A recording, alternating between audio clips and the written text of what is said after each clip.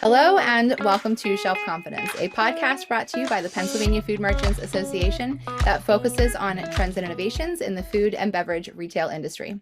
I'm Liz Kemry, your host, and today I have the pleasure of speaking with Erin Mercolino-Nigro, who is the Senior Director of Chain Sales and Specialty for National Convenience Distributors. When you're working with this age group, why is it important to pay attention to what these consumers are looking for?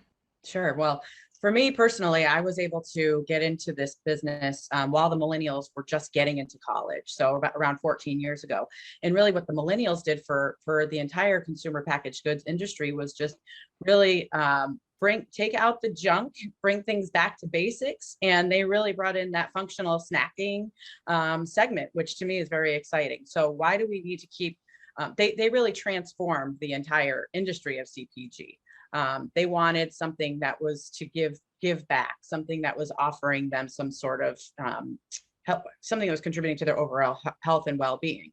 So without that rise of that millennial consumer, I'm not sure that we would see these significant product attributes and all of these things hitting the mainstream as quickly as they did. So having said that, these Gen Zers as well, again, super vocal. They know what they want, which to me is exciting. I mean, a lot of generations prior to were just willing to accept what was going on in the CPG world. The fact that now we have these vocal demographics who are out there keeping the purchasing pipeline fresh, that's really why our buyers need to be in tune with what's happening as far as what these up and coming generations want. The college student is our next young professional and soon to be soccer mom. So I think just the evolution of the consumer has been really exciting to watch, make sure we had the pulse on that.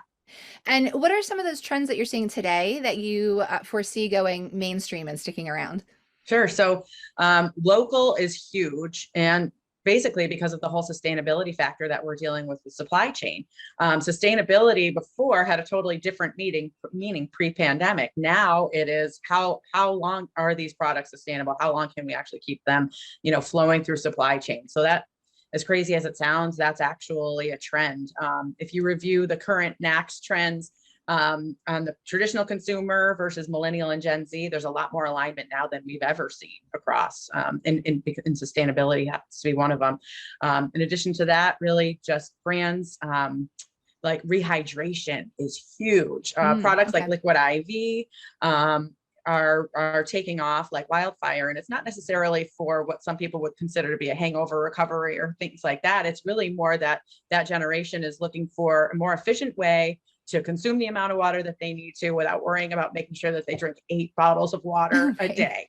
So rehydration is huge, as well as just no sugar or low sugar alternatives. So things that are sweetened with monk fruit or stevia as opposed to sugar, because we know all the dangers of what sugar is doing to our body. And then from a flavor profile, I'm seeing just a ton of hot honey. Still, it's like Mike's Hot Honey is one brand that you're seeing everywhere, but on pizza, we're seeing it on donuts. I mean, it's that hot and spicy, blend that is taking off. So it's such a unique time to be involved in these trends and what's taking place.